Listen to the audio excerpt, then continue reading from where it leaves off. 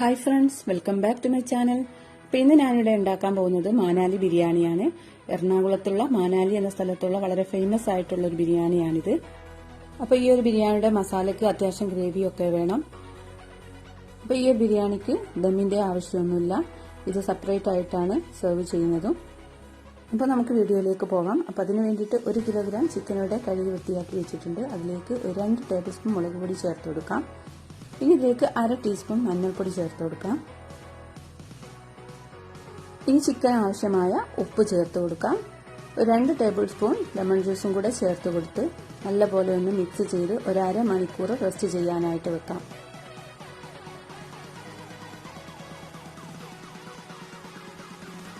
ഇനി ബിരിയാണി ഉണ്ടാക്കാൻ വേണ്ടിയിട്ട് 1 കിലോഗ്രാം ജീരകശാല അരിയാണ് ഞാൻ ഇവിടെ എടുത്തിട്ടുള്ളത്. ഈ ബസുമതി അരി വേണമെങ്കിലും എടുക്കാവുന്നതാണ് കേട്ടോ. ഇനി ഇത് നല്ലപോലെ ഒന്ന് കഴുകിയ ശേഷം ഒരു 1/2 മണിക്കൂർ റെസ്റ്റ് ചെയ്യാനായിട്ട് വെക്കണം. അപ്പോൾ നമ്മുടെ ചിക്കൻ മാരിനേറ്റ് ചെയ്ത് വെച്ചിട്ട് ഏകദേശം 1/2 മണിക്കൂറായിട്ടുണ്ട്. ഇനി ഇത് നോൺ സ്റ്റിക്കിന്റെ പാനിലേക്ക് ഇട്ട് കൊടുത്ത് നമുക്കൊന്ന് വേവിച്ചെടുക്കണം. അപ്പോൾ നമ്മുടെ മാരിനേറ്റ് ചെയ്ത് വെച്ചിട്ടുള്ള ആ പാത്രത്തിൽ തന്നെ 1 ഗ്ലാസ് വെള്ളം കൂടെ ഒഴിച്ച് ഒന്ന് കലക്കിയിട്ട് ഈ ചിക്കനിലേക്ക് ചേർത്ത് കൊടുക്കുന്നുണ്ട്.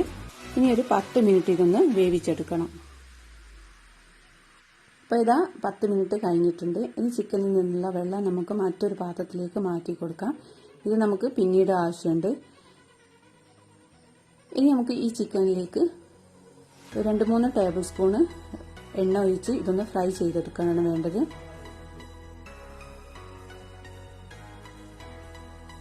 അപ്പോൾ ഇതാ നമ്മുടെ ചിക്കൻ ഫ്രൈ ആയി വന്നിട്ടുണ്ട്. ഇനി നമുക്ക് ഇതേ പാത്രത്തിൽ നിന്നും ചിക്കനൊക്കെ ഒന്ന് മാറ്റി കൊടുക്കാം. എന്നിട്ട് ഇതേ പാത്രത്തിൽ തന്നെ ആവശ്യത്തിനുള്ള എണ്ണ ഒഴിച്ചിട്ട് നമുക്കിതിലേക്ക് കറിവേപ്പില ഇട്ട് കൊടുക്കാം.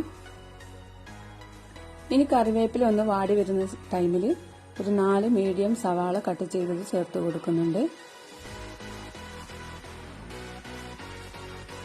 ഈ സവാള പെട്ടെന്ന് തന്നെ ഒന്ന് വഴന്ന് കിട്ടാൻ വേണ്ടിയിട്ട് ആവശ്യത്തിനുള്ള ഉപ്പും കൂടെ ഒന്ന് ചേർത്ത് കൊടുക്കാം. ഇനി ഇതിലേക്ക് 2 ടേബിൾ സ്പൂൺ ഇഞ്ചി വെളുത്തുള്ളി പേസ്റ്റും കൂടെ ഒന്ന് ചേർത്ത് കൊടുത്ത് നല്ലപോലെ ഒന്ന് യോജിപ്പിച്ചെടുക്കാം. ഇനി ഇഞ്ചി വെളുത്തുള്ളി പേസ്റ്റിന്റെ പച്ചമണമൊക്കെ മാറിയതിനു ശേഷം ഇതിലേക്ക് 2 പച്ചമുളക് റൗണ്ട് ആയിട്ട് കട്ട് ചെയ്തതും കൂടെ ചേർത്ത് കൊടുക്കുന്നുണ്ട്. പിന്നെ ഇതിലേക്ക് ചേർക്കുന്നത് ഒരു 5 ടൊമാറ്റോ ആണ്.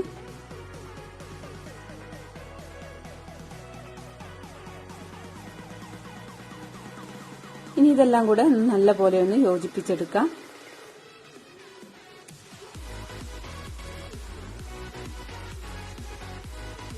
ശേഷം ഒരു 10 മിനിറ്റ് നമുക്ക് ഇതിന് അടച്ചു വെച്ചൊന്ന് കുക്ക് ചെയ്തെടുക്കാം കേട്ടോ. അപ്പോൾ ഇതാ നമ്മുടെ സവാളയും ടൊമാറ്റോ ഒക്കെ നല്ലപോലെ തന്നെ കുക്കായി വന്നിട്ടുണ്ട്. ഇനി ഇതിലേക്ക് ഒരു 1.5 ടേബിൾ സ്പൂൺ മല്ലിപ്പൊടി ചേർത്ത് കൊടുക്കുന്നുണ്ട്. ഇനി നേരത്തെ ചിക്കനിൽ നിന്നും മാറ്റി വെച്ചിട്ടുള്ള ഗ്രേവിയും കൂടെ ഇതിലേക്ക് ഒഴിച്ചു കൊടുക്കാം. ഇനി ഇതൊന്ന് അടച്ചു വെച്ച് ഒന്ന് തിളക്കാനായിട്ട് വെക്കാം. ഇതാ നല്ലപോലെ തന്നെ തിളച്ച് വന്നിട്ടുണ്ട്. ഇനി ഇതിലേക്ക് നേരത്തെ ഫ്രൈ ചെയ്ത് വെച്ചിട്ടുള്ള ചിക്കനും കൂടെ ഒന്ന് ഇട്ട് കൊടുക്കാം.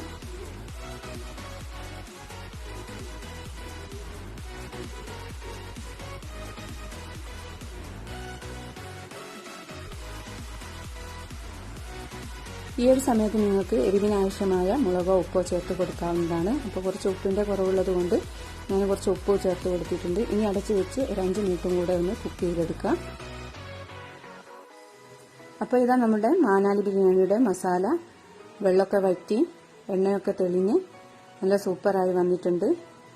നല്ല സ്മെല്ലൊക്കെ വരുന്നുണ്ട്. ഇനി ഇതിലേക്ക് 1/2 ടേബിൾ സ്പൂൺ ഗരം മസാല പൗഡറും കൂടെ ചേർത്ത് കൊടുക്കാം.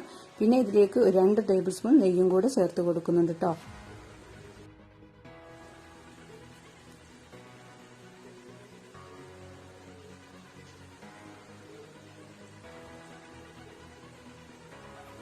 ഇനി ആവശ്യത്തിനുള്ള മല്ലിയിലയും കൂടെ ചേർത്ത് കൊടുക്കാം. എന്നിട്ട് അടച്ചു വെച്ച് സിം ഫ്ലെയിമിൽ ഒരു 5 മിനിറ്റും കൂടെ കുക്ക് ചെയ്തെടുക്കാം കേട്ടോ.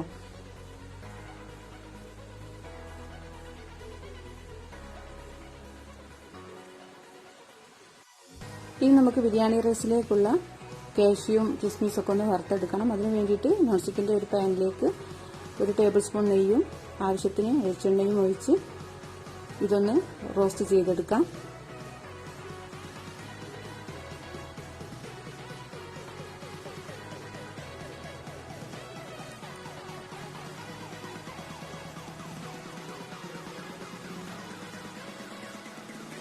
അപ്പോൾ ഇത് റോസ്റ്റായി വന്നിട്ടുണ്ട്. ഇനി ഇതിലേക്ക് ഒരു 2 സവാള കട്ട് ചെയ്തതും കൂടെ ഇട്ടുകൊടുത്തൊന്ന് മൊരിച്ചെടുക്കാം. അപ്പോൾ ഇതാ സവാള മൊരിഞ്ഞ് വന്നിട്ടുണ്ട്. ഇനി ഇത് എണ്ണയിൽ നിന്നും കോരി മാറ്റാം. ഇനി നമുക്ക് ബിരിയാണി റെഡിയാക്കാൻ വേണ്ടിയിട്ട് ഇതേ എണ്ണയിലേക്ക് തന്നെ 3 തക്കോലം, 3-4 കഷ്ണം പട്ട, 4 ഗ്രാമ്പൂ, വലിയ ജീരകം, കുരുമുളക് ഇതെല്ലാം കൂടെ ഒന്ന് റോസ്റ്റ് ചെയ്തെടുക്കാം. ഇനി ഇതിലേക്ക് ഒരു 1/2 ടേബിൾ സ്പൂൺ ഇഞ്ചി വെളുത്തുള്ളി പേസ്റ്റും കൂടെ ഒന്ന് ചേർത്ത് കൊടുക്കാം.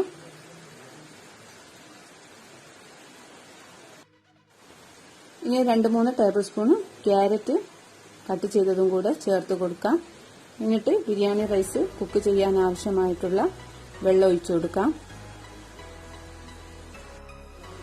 അപ്പോൾ ഞാൻ അരി അളന്നിട്ടുള്ള 1 പാത്രം അരിക്ക് 2 പാത്രം വെള്ളമാണ് ഒഴിച്ചു കൊടുത്തിട്ടുള്ളത്.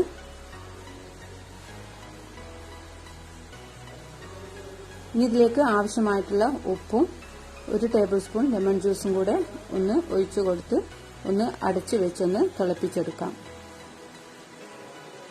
അപ്പോൾ അതാ നമ്മുടെ ബിരിയാണി റൈസ് റെഡിയാക്കാൻ വേണ്ടിയിട്ടുള്ള വെള്ളം നല്ലപോലെ തന്നെ തിളച്ച് വരുന്നുണ്ട്.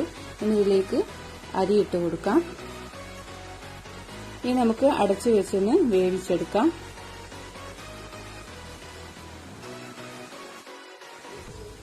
അപ്പോൾ ഇതാ നമ്മുടെ ബിരിയാണി റൈസ് റെഡി ആയിട്ടുണ്ട്. ഇനി ഇതിലേക്ക് നേരത്തെ ഫ്രൈ ചെയ്ത് വെച്ചിട്ടുള്ള സവാളയും കിസ്മിസും കാഷ്യൂ ഒക്കെ ഇട്ട് കൊടുക്കാം. കുറച്ച് മല്ലിയിലയും കൂടെ ചേർത്ത് കൊടുക്കുന്നുണ്ട്. ഇനി ഫ്ലെയിം ഓഫ് ചെയ്തതിന് ശേഷം നമുക്കിതൊന്ന് അടച്ചു വെക്കാം. ഇനി മനാലി ബിരിയാണി റൈസ് എങ്ങനെ സെർവ് ചെയ്യുന്നത് നോക്കാം. അതിന് വേണ്ടിയിട്ട് ഒരു ബൗളിലേക്ക് ഫ്രൈ ചെയ്ത് വെച്ചിട്ടുള്ള ഒനിയനും കിസ്മിസും കാഷ്യൂവും മല്ലിയിലയും കൂടെ ഒന്ന് ഇട്ട് കൊടുക്കാം. എന്നിട്ട് അതിന് മുകളിലായിട്ട് റൈസ് ചേർത്ത് കൊടുക്കാം. എന്നിട്ട് ആ പാത്രത്തിന് ലെവലാക്കി ഒന്ന് പ്രസ് ചെയ്ത് കൊടുക്കണം. എന്നിട്ട് സെർവ് ചെയ്യുന്ന പ്ലേറ്റിലേക്ക് ഒന്ന് കമഴ്ത്തി കൊടുക്കാം.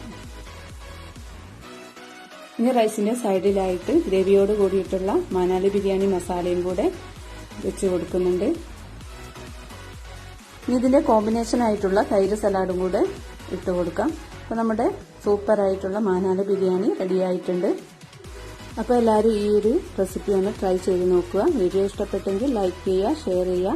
ചാനൽ സബ്സ്ക്രൈബ് ചെയ്യാത്തവരുണ്ടെങ്കിൽ പ്ലീസ് ഒന്ന് സബ്സ്ക്രൈബ് ചെയ്ത് സപ്പോർട്ട് ചെയ്യുക. Thank you.